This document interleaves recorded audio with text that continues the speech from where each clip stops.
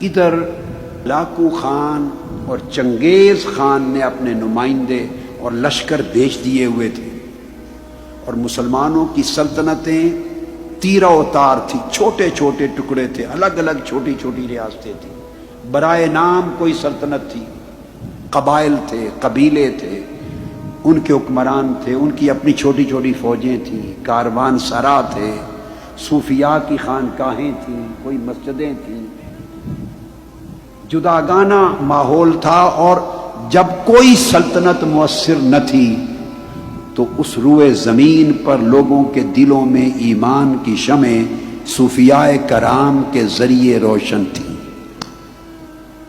صوفیاء کرام کے وجود سے شمعہائے ایمان روشن تھی۔ اور اسی دور میں یہ جو بعد میں خلافت عثمانیہ بنی ہے، سلطنت عثمانیہ، اس کی داغ بیل ڈالنے کی جد و جہد ہو رہی تھی۔ اس خلافت عثمانیہ جو 1924 میں جنگ عظیم اول کے بعد جا کے ٹوٹ گئی، اس کا بانی ارطغرل خان، لکھنے میں ارطغرل آتا ہے، ارطغرل، مگر ٹرکش زبان میں غین نہیں بولتے، ارطغرل، یہ بانی ہے۔ وہ ایک نئی اسلام کی عالمی سلطنت قائم کرنے کے لیے تگ و دو اور جد و جہد کر رہا تھا، مار کے ہو رہے تھے۔ 656 ہجری کے قریب تاتاری فتنہ بغداد آیا ہے، اور 22 سے 24 لاکھ مسلمانوں کا قتل عام کیا ہے، اور دریائے دجلہ ہفتوں تک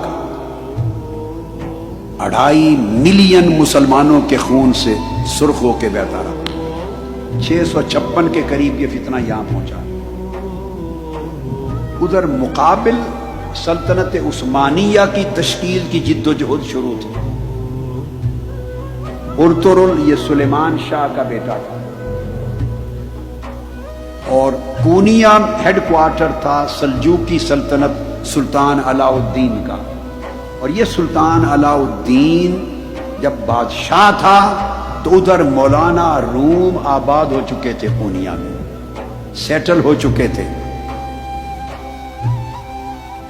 یہ جو سلطان علاء الدین تھا سلجوقی، حلیمہ سلطان، اس کی بھتیجی حلیمہ سلطان، اس کی شادی ہوئی ارطغرل سے، جس کو اردو میں لکھتے ہوئے ارطغرل بولتے، ارطغرل سے ہوئی۔ اس کے 3 بیٹے ہوئے، اس کا چھوٹا بیٹا، اس کا نام تھا عثمان۔ اس ارطغرل نے تاتاری فتنے کے خلاف اور ادھر صلیبی فتنے کے خلاف جنگیں لڑ کر سلطنت عثمانیہ، ایک نئی عالمی اسلامی سلطنت کے قیام کی داغ بیل ڈالی، بنیاد رکھی، اور پھر اس کا بیٹا جوان ہوا تو اس سلطنت کا نام اس کے نام پہ رکھا گیا، سلطنت عثمانیہ یا خلافت عثمانیہ، جو پھر 1304 عیسوی میں قائم ہو گئی، 1304 عیسوی میں، اور 1924 میں جا کے پھر ختم ہوئی، جب کیلیفیٹ کا انسٹیٹیوشن توڑنے کا اعلان ہو گیا۔ یہ ضمناً ایک تاریخ کی چھوٹی سی جھلک تھی، وہ بتائی میں نے۔ یہ وہ دور تھا جب مولانا روم آئے ہیں۔ یہ ارطغرل جس کی میں نے بات کی، سلطنت عثمانیہ کا بانی، اس کی ڈیتھ ہوئی ہے 680 میں۔ وہ زمانہ شیخ اکبر محی الدین ابن العربی کا تھا، ان کا وصال 640 میں ہوا ہے۔ وہ ان سے رہنمائی لیتا تھا قدم قدم پہ سلطنت عثمانیہ کے قیام میں، ٹرکش سورسز، تاریخی سورسز کے مطابق، ٹرکش سورسز کے مطابق ان کی لمحہ بلمحہ رہنمائی تھی شیخ اکبر محی الدین ابن العربی کی۔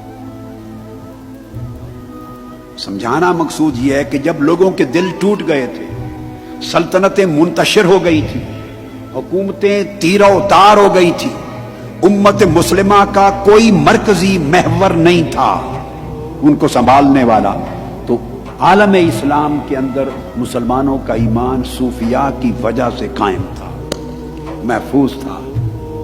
یہ وہ دور ہے جس میں مولانا روم بھی آئے،